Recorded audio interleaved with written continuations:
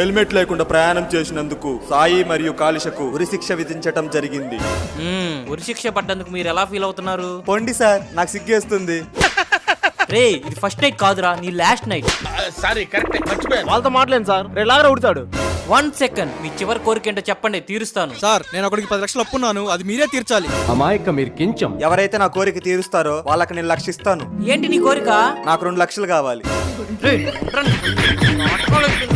సరే, మీకు పెట్ట కథ చెప్తాను, అందులో నీతేందో చెప్తే మిమ్మల్ని వదిలేస్తాను. మావా, నాకు కథలంటే బాగా ఇష్టం రా. బుక్కు కుక్కేస్తాను దేవసాలోడా.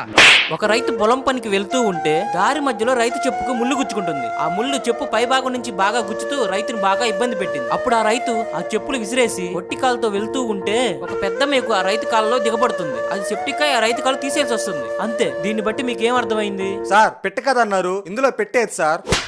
నువ్వు మనిషి పశువారా? మళ్ళీ ఇలా కాదురా.